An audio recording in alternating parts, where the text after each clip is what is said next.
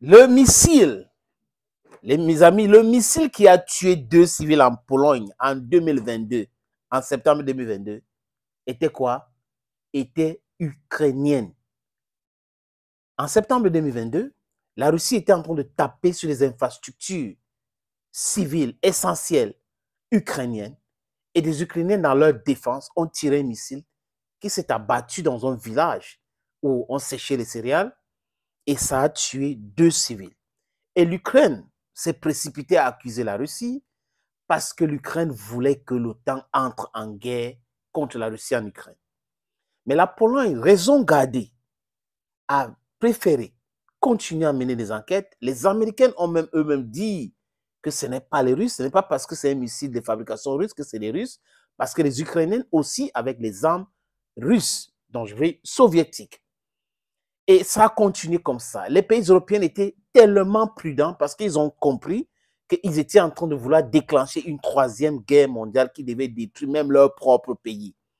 Et comme Zelensky, c'est un homme qui se noie, comme a décrit le président Duda, vous savez que quand un homme se noie et qui ne sait pas nager et vous allez sauver cet homme-là, il va s'accrocher sur vous et si vous ne faites pas attention, vous deux, vous pouvez mourir.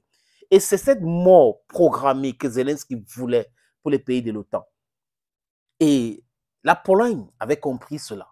La Pologne avait compris la dangerosité de l'accusation que c'est la Russie qui a tiré sur son territoire. Vous savez qu'avec l'OTAN, il y a l'article 5.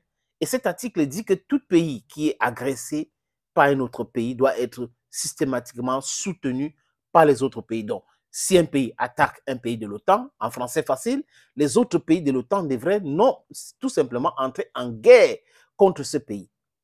Et là, le procureur de la République a enquêté, ils ont écouté tout le monde, ils ont étudié, les militaires ont expliqué, les experts, les images, et ça tombe nettement aujourd'hui que c'est l'Ukraine. Donc, dans cette manipulation, l'Ukraine continue de faire cela, les amis. Ce n'est pas la première fois. L'autre jour en Bulgarie, c'est la même chose. Quand l'Ukraine se sent en difficulté, en danger, l'Ukraine veut impliquer d'autres pays dans ce qu'elle appelle la guerre contre la Russie ou la guerre que la Russie est en train de mener contre elle, alors que la Russie est en train de parler d'opération spéciale. Et la Russie n'a pas de missiles intelligents, n'a pas de missiles qui ciblent, c'est des missiles qu'on tire, ça tombe partout. C'est du n'importe quoi. Cette narrative, c'était de pousser les autres pays, d'envoyer les troupes, de déclencher une guerre. Et les amis, comme je l'ai dit tout à l'heure, les Européens sont toujours dans le laisse-proof, ils sont toujours dans le mensonge, mais ils ne sont pas stupides, ils ne sont pas idiots. Ils savent aujourd'hui les forces en présence. Ils savent que cette Russie-là n'est pas en train de faire une guerre contre, vraiment une guerre contre l'Ukraine. Parce que si c'était une guerre contre l'Ukraine, la Russie devait pratiquer la politique de la terre brûlée, qui est une politique ou une stratégie, vous voulez dire, une stratégie de la terre brûlée, qui est une stratégie que les Américains adoptent à chaque fois qu'ils font des guerres. Regardez ce que les Américains ont fait en Afghanistan. C'était la politique de la terre brûlée. On brûle tout en pensant qu'on a détruit tout et on prend ce territoire. En Irak, ils ont fait exactement la même chose. Taper sur tous les immeubles, taper sur toutes les maisons, détruire tout, même parfois avec les catapillas pour voir clair. Et les Russes n'ont jamais voulu de cela. C'est pour cette raison qu'au début de ce conflit, la Russie a mis la pression sur l'Ukraine pour pouvoir discuter. Et l'Ukraine est venue à Minsk avec ses négociateurs pour discuter.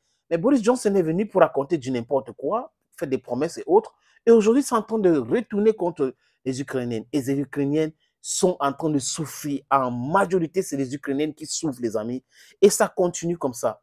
Ces Ukrainiennes qui n'ont jamais demandé ces conflits, ces Ukrainiennes qui n'ont jamais demandé à leur gouvernement de provoquer les Russes, ces Ukrainiennes qui n'ont jamais demandé aux Américains de venir infioder avec les Européens, les mettre sur cette pression-là du anti-russe primaire, souffrent.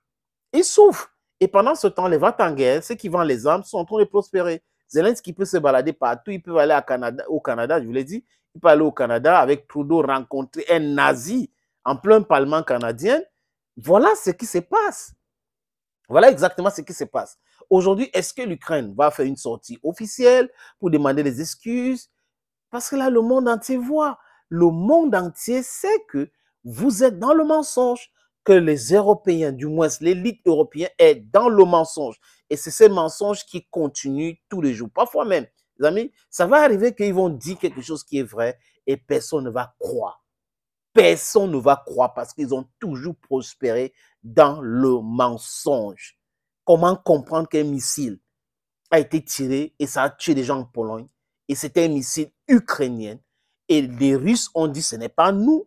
Parce que si c'était eux, ils devraient dire que c'est nous, nous nous en excusons. Les Américains avaient dit non, ce n'est pas des Russes. Beaucoup d'autres pays de l'OTAN avaient dit non, ce n'est pas les Russes. Mais l'Ukraine avait continué à insister. Et aujourd'hui, la justice vient de dévoiler que non, le missile qui a tué 2 personnes dans un village près de l'Ukraine en septembre de l'année dernière est plutôt ukrainien. Qui est donc criminel dans ce cas? Thank you for watching this video. God bless you and bye bye for now.